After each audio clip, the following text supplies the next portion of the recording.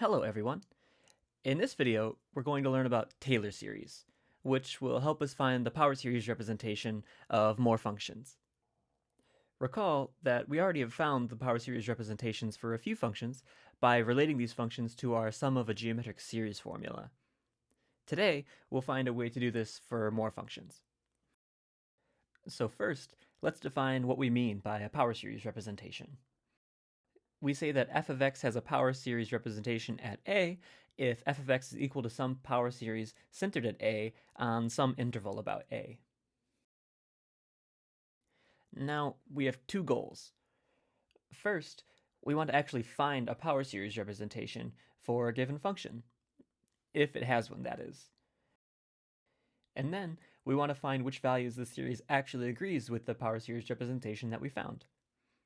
Before, it was enough to just find the interval of convergence of the power series, and that was where the function agreed with its power series. However, this is not always the case. There are functions who do not agree with their power series on the entire interval of convergence. So we have to be a little careful when answering this question. So first, how do we actually find a power series representation? Well, we want to write f of x as a power series centered at a. So all we need to find is the coefficients Cn in the power series. To start, notice that if we plug in x equals a, almost every term of the power series vanishes. In particular, every term except the constant term goes away. And so we get f of a is equal to c sub 0. Great, we found the first coefficient. Now we just have infinitely many more to go. To find the next one, we'll take a derivative. We get that f prime of x is equal to the sum from n equals 1 to infinity. Remember that we have to raise the starting index by 1 when we differentiate a power series with a constant term of n times c sub n times x minus a to the n minus 1. Now we can again plug in x equals a, and when we do this, we get f prime of a on the left, and on the right, everything but the constant term goes away, and we are left with c1. And we proceed just like this. We can take another derivative to find that f double prime of x is equal to the sum from n equals 2 to infinity of n times n minus 1 times cn times x minus a to the n minus 2. And when we plug x equals a into this equation, we get f double prime of a is equal to 2 times 1 times c2.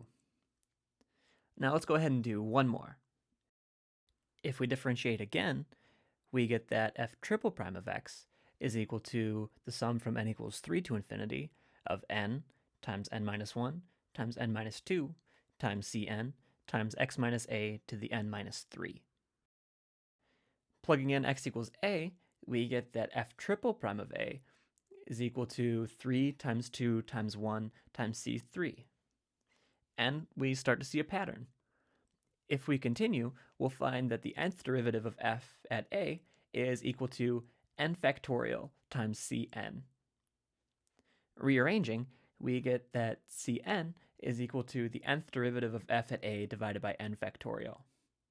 And so we have found a formula for all the coefficients. The series that we arrive at is incredibly important. It's called the Taylor series of f, centered at a. And if the series happens to be centered at 0, we call it the MacLaurin series. Let's compute some actual examples. First, let's find the MacLaurin series of e to the x centered at 0. The only thing we need to know to find the MacLaurin series is the nth derivative of e to the x evaluated at 0. This is incredibly easy in this case because every derivative of e to the x is e to the x. And so, when we plug in 0, we get 1. Plugging them into the Taylor series formula, we get the sum from n equals 0 to infinity of x to the n over n factorial. Now, a natural question to ask at this point is, what is the radius of convergence of the series? It'd probably be a good exercise for you to compute that the radius of convergence is actually infinity. As another example, let's find the MacLaurin series of sine of x. we again need to know all of the derivatives of sine of x at x equals 0. The nice thing about sine of x is that the derivatives repeat themselves.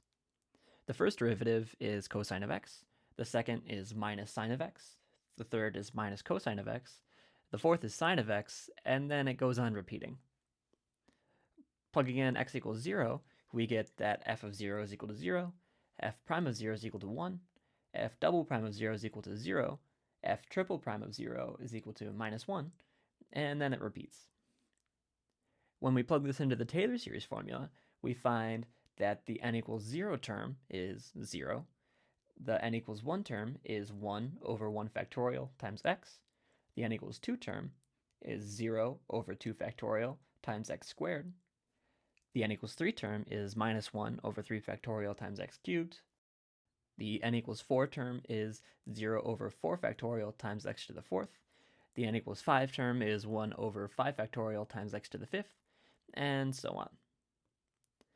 Now, this isn't the most efficient way to write the series since a bunch of the terms are 0. So, to write the series in a closed form, we can reindex and forget about all of the 0 terms. So, we'll make this the n equals 0 term, this will be the n equals 1 term, this will be the n equals 2 term, and so on. Now, let's try to find a pattern in these terms. We first notice that the terms are alternating. So we get the sum from n equals 0 to infinity of minus 1 to the n. Now, the denominators are all factorials of odd numbers, starting at 1. And so the denominator should be 2n plus 1 factorial. And then the powers on the x's are the same thing. And so this is the MacLaurin series for sine of x. Now, just like last time, it would be good practice to try and find the radius of convergence of this power series. As a final example, let's find the Taylor series of e to the x centered at x equals 1. The process is almost exactly the same.